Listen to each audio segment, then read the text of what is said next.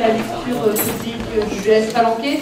J'explique juste en quelques mots pour certains élèves, collègues ou parents qui ne savent pas ce à quoi ils sont conviés. La Palanquet, c'est un dispositif qui s'inscrit dans les BAS. Il y a une petite douzaine d'élèves qui a été repérée comme étant à besoin particulier. Et on a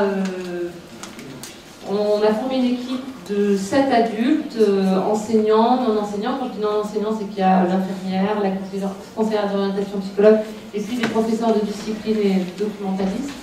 Et pendant 5 après-midi, on a travaillé sur l'écriture de soi, pas forcément intime, vous allez voir, c'est l'écriture sur le quotidien et l'ordinaire, pour aider les élèves à mieux se connaître et à construire leur projet, soit d'orientation ou un projet plus globalement. Donc là, vous allez assister à cette lecture, elle va durer une bonne demi-heure, je pense. Enfin, on n'a pas vraiment eu le temps de faire un filage bien minuté, mais et puis à l'issue de cette demi-heure, il y aura un petit pot qui vous sera offert. Voilà.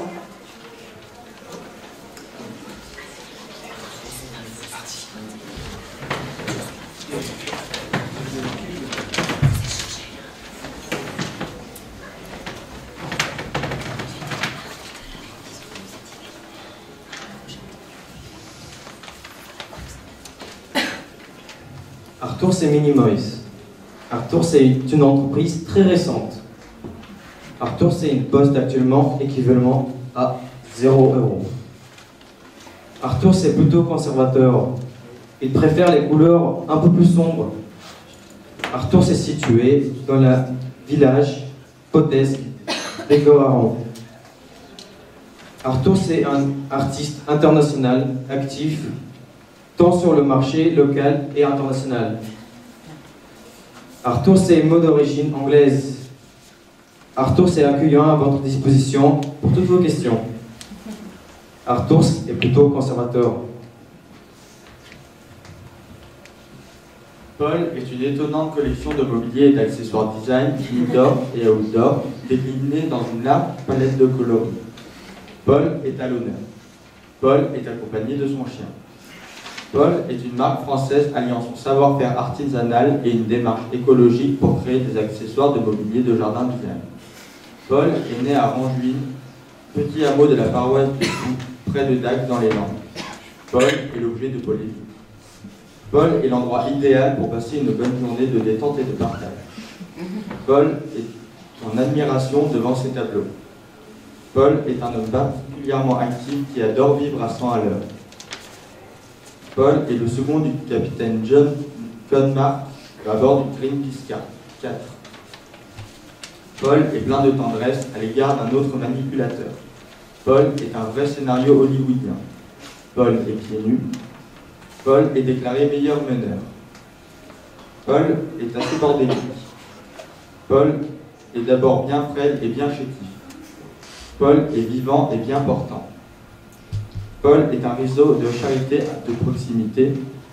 Paul est un globe-trotteur. Paul est tel que l'ouverture à l'étranger, augmentant plus vite que celle en France. François est le nom de la paix. Le pape François est génial. François est pédagogue. François est-il la personnalité communicante de 2014 ? Ce François est aimé des Français. Il y a des François plus populaires que d'autres. Le prénom François est à l'affiche depuis quelque temps. François est vivant et bien portant. Pékin Express. François est rassuré. Suite à sa douleur au genou lors des épreuves des vendanges, François passe des examens dans un hôpital sud-africain. François est un héros. François est lui-même un mordu de foot. Enfant rebelle et turbulent, le jeune François est élevé chez les Jésuites dans la Sarthe, fils d'une historienne basque et d'un notaire vendéen. François est né à Marseille, dans le sud de la France, et la photo ne l'a jamais quitté depuis ce jour. François est aveugle, sourd et ravi au ciel, fan de Johnny Hallyday. François est un homme bienveillant et très réservé, extrêmement attachant. François sera particulièrement inaccessible. François sera l'un d'eux. François sera le patron. François sera grièvement blessé de 5 balles. François sera-t-il un nouveau Luther ? François sera responsable de diriger et de développer un groupe d'experts conseils. François sera le premier défenseur de la nature. François sera l'un des favoris après sa victoire. François sera détendu. Venez, François sera là.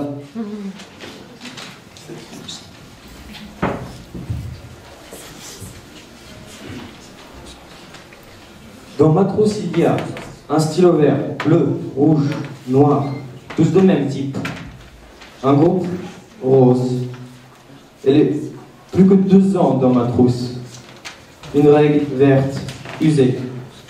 Une colle jaune, un blanco, un stylo doré, un stylo blanc, ne me sert jamais à rien. Un souligneur vert. Dans ma trousse, il y a encore un stylo noir, région Poitou-Charentes, que j'ai appris quand j'étais avec ma classe. Faire une sortie avec les journalistes. Dans ma trousse, il y a 2 pinceaux de Faber-Castell, bleu et noir. Ces pinceaux, je les utilise pour faire mes dessins aquarelles. Le bleu, je l'ai depuis 2011. Et le noir, c'est ma copine qui me l'a offert pour ma fête. Mais je ne l'ai jamais utilisé. Dans ma trousse, il y a un crayon pour les sketchs. Un stylo rose que je l'ai trouvé en Lettonie, dans mon ancienne école. Je l'utilise très souvent. 2 marqueurs très fines. Je les utilise pour tout. Sur ma trousse, il y a une épingle à nourrice. C'est un petit symbole que j'ai attaché pour la fête nationale de Lettonie. La trousse, je l'ai achetée en France. Dans ma trousse Beats, qui me servait avant pour transporter mes écouteurs, il y a 4 cartouches d'encre bleue, dont une vide. Il y a un grand effaceur, ainsi que de petits qui ne fonctionnent plus. Il y a un crayon HB, un crayon 4B et un 4H, ainsi qu'une gomme parce que je leur dessiner. Il y a aussi 2 stylos bic bleus, un rouge et un vert. J'ai 2 stylos noirs de marques différentes, ainsi qu'un stylo rouge de la même marque. J'ai 3 épingles à nourrice, pour une raison qui m'échappe. Ma trousse contient aussi une trentaine de billes de cartouches d'encre. Encore une fois, je ne sais pas pourquoi je les garde. J'ai dans ma trousse un stylo plume que l'on m'a offert à Noël. Il arrive aussi que mes lunettes se trouvent dans ma trousse. Pour revenir aux écouteurs qui étaient à la base dedans, ceux-ci sont cassés et je ne peux plus m'en servir. La boîte de chewing-gum qui m'accompagne aussi toujours dans ma trousse.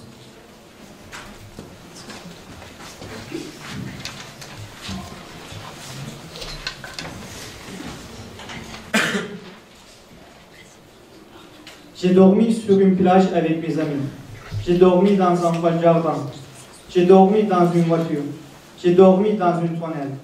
J'ai dormi dans un bateau. J'ai dormi avec mon chien. J'ai dormi dans une discothèque. J'ai dormi dans un cinéma.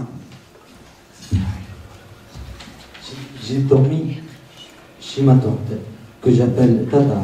Elle habite en Algérie. J'ai dormi chez ma grand-mère, que j'appelle Nana. Elle habite en Algérie. J'ai dormi chez ma soeur, que j'appelle Fatima. J'ai dormi chez mon oncle, que j'appelle mon oncle.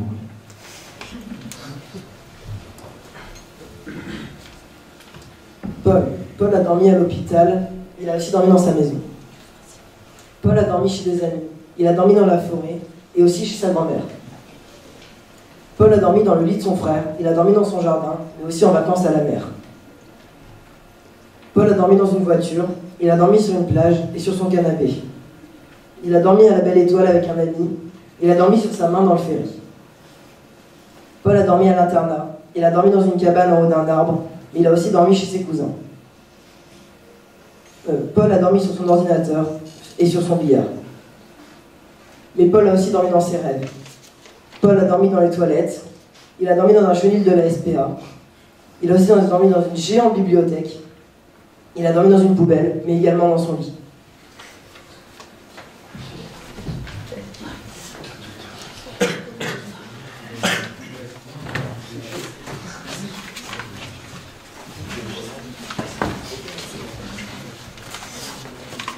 Je vais à présent vous lire le plus vieux souvenir de Vanda. Je devais avoir 7 ans. On revenait de vacances d'été à Chinon et on remonte chez nous dans les Vosges. Il fait très beau. On vient de quitter une aire d'autoroute à côté de Montélimar. La courroie de la voiture venait de tomber.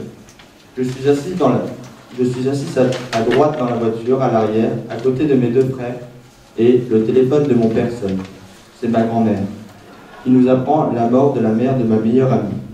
Et là, je n'y crois pas. Je me dis que c'est impossible. Une maman ne peut pas mourir. Je pleure sans savoir pourquoi. Je ne comprends pas ce qui se passe. Et mes parents nous disent que l'on va s'arrêter en Ardèche, chez mes cousins, parce qu'ils ne vont pas bien. On arrive chez mes cousins et ma mère me prend à part et m'explique que la maman de Jeanne est partie dans les étoiles et qu'elle est au paradis maintenant. Mon plus ancien souvenir se passe dans l'ancienne cuisine qui est maintenant le bureau de mon père. Je suis assis au bout de la table, ma mère à gauche, mon frère à droite et mon père en face. Derrière lui, il y a la porte qui m'éblouit un peu. Je ne connais pas la saison, mais il fait beau dehors. On dirait que c'est la première fois que j'ouvre les yeux.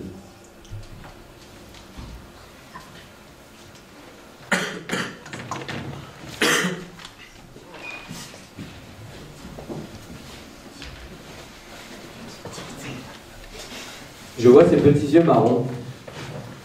Je sais qu'il aime bien le lycée. Je remarque son rire désagréable en cours. Je souligne qu'il a l'air d'avoir chaud car il a les joues rouges. J'ignore quand il a remonté les manches de son sweat. Je pense qu'il se demande ce que j'ai écrit. Je suis sûr qu'il aime quand même bien Auguste. Je me demande s'il va revoir la correspondante qu'il a chopée la semaine dernière. Je refuse qu'il me crache dessus en rigolant. Je vois les petits yeux marrons de Kélia.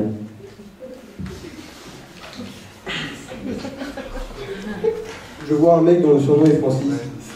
Je sais qu'il aime se faire remarquer comme un mec cool. Je remarque qu'il est assez beau gosse. Je souligne chez lui un manque de travail. J'ignore s'il a une petite amie.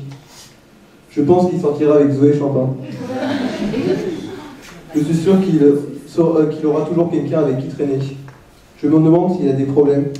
Je parie qu'il aura son bac. Je refuse qu'il me regarde avec un air pitoyable. Je vois un mec dont le surnom est Francis.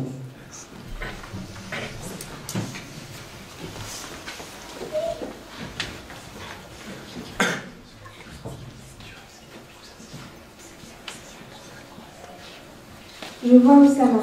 Je sais qu'il est algérien. Je remarque qu'il est timide, qu'il cache ses sentiments et qu'il n'a pas confiance en lui. Je souligne son teint mat. J'ignore son nom de famille. Je suis sûre qu'il essaye de se cacher. Je me demande s'il a souffert, s'il est triste. Je parie qu'il est vite distrait. Je refuse de penser qu'il portera toujours des couleurs sombres. Je vois Oussama. Je vois qu'elle a des bijoux. Je sais qu'elle est timide. Je remarque qu'elle sourit. Je souligne qu'elle est habillée en bleu. Je pense qu'elle est jolie. Je suis sûr qu'elle a une bague. Je me demande si elle a 16 ans. Je parie qu'elle a des yeux marrons. Je vois qu'elle a des bijoux.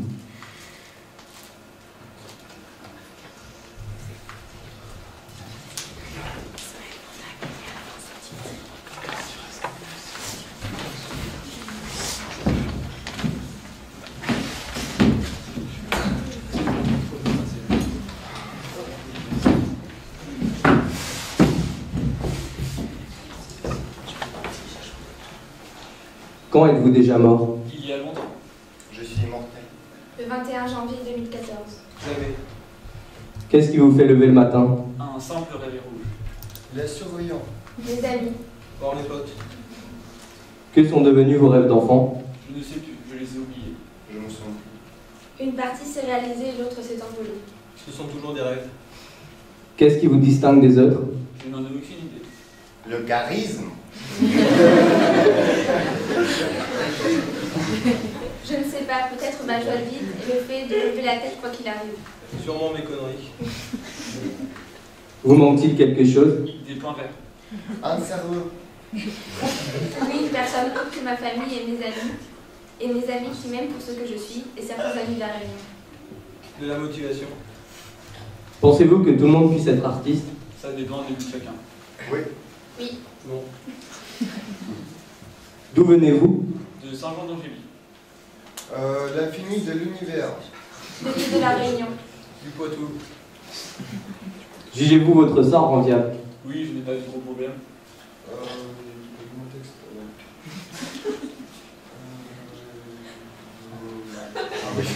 Je pense pas, je suis optimiste. Non, parce qu'on ne souhaite ça pour personne, et oui, parce que finalement c'est une force. Bon, À quoi avez-vous renoncé? à devenir médecin. Enfance. À baisser les bras.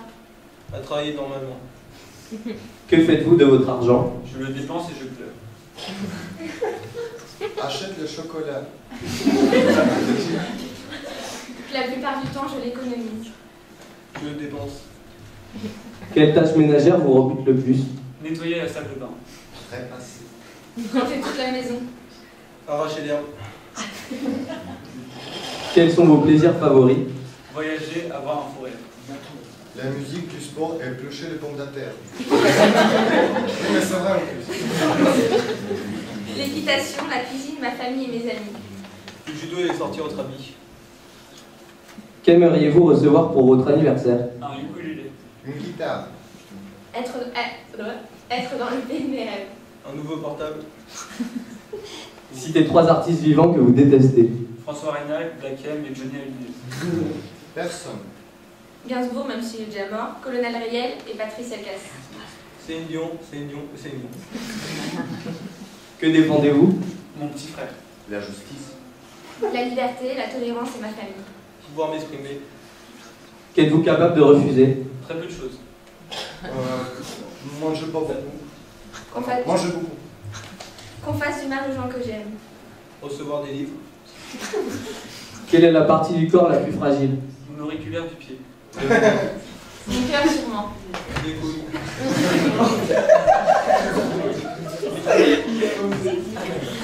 Qu'avez-vous été capable de faire par amour? Voler des chewing-gums. Parler avec mère de ma copine. Souffrir. Sécher les cours. Que vous reproche-t-on? D'être trop beau. Distance. De trop me laisser faire. Que je bougonne. À quoi vous sert l'art? À me divertir. Pas grand-chose. À m'exprimer. Ah, rien. Rédigez votre épitaphe. T'as fait le con? Merde. Pas d'idée. L'enfer était plein, je reviens bientôt.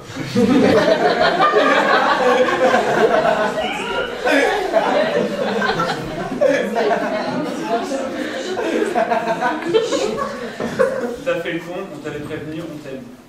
Ne laissez jamais personne me dire que c'est impossible. Sous quelle forme aimeriez-vous revenir? Sous la forme d'une femme. Un ours. Un ange gardien. Un gosse.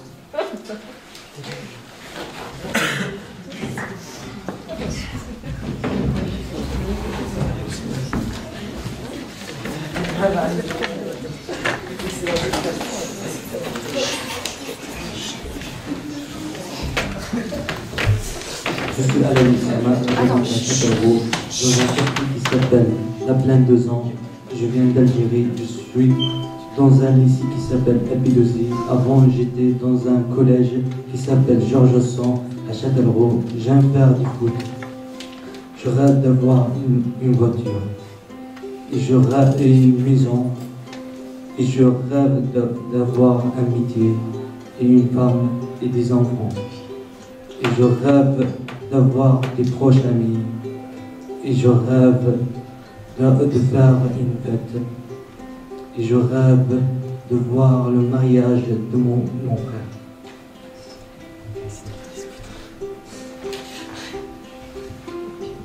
Je suis Vanda Lambert, née le 20 août 1998 dans un petit village des Vosges-en-Lorraine, où j'y ai vécu 10 ans. Mais le 4 juillet 2009, je me suis envolée avec mes parents, mes frères, pour des raisons professionnelles à l'île de la Réunion. C'est une île magnifique où j'ai vécu 6 années de ma vie.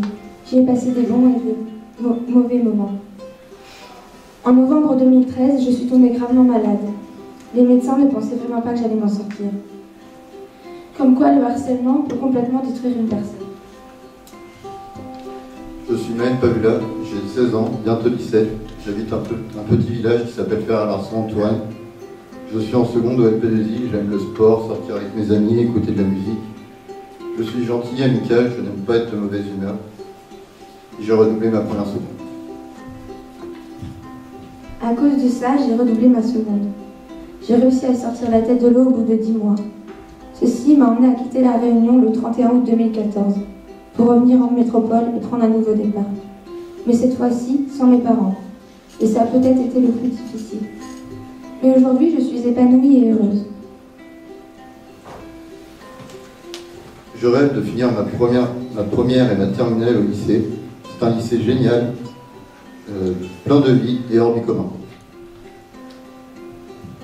Je rêve de retrouver ma famille au complet, d'avoir mon bac et de trouver par la suite un travail qui me plaît. Bien plus tard, me marier et avoir des enfants. De fonder une association pour venir en aide aux enfants malades ou malheureux. Je rêve que ma famille soit toujours soudée, en bonne santé et heureuse. Je rêve par-dessus tout de rester dans ce magnifique lycée avec vous. Ces derniers temps, mon passage a été un peu compliqué pour repasser en première, voire totalement compromis. Ce qui me déprime un peu. Je ne me vois pas prendre la vie d'un lycéen normal.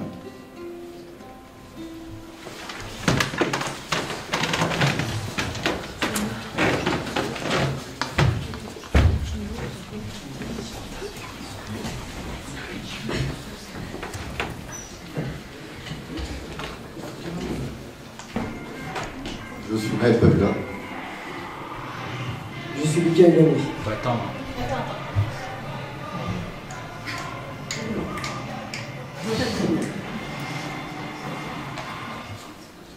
Je suis Palépine. Je suis Yazuksan. Je m'appelle Dimitri Itsky. Je suis Kélian Bisset. Je suis Ismaël Barreau. Je suis François Régnal. Je suis Oussama Alab. Je suis Arthur Spévéry. Je suis Amanda Lang. Merci à tous d'être venus aussi nombreux aujourd'hui nous écouter. Et je sais que ça leur fera plaisir, donc merci infiniment aux élèves de l'année dernière qui sont venus nous écouter.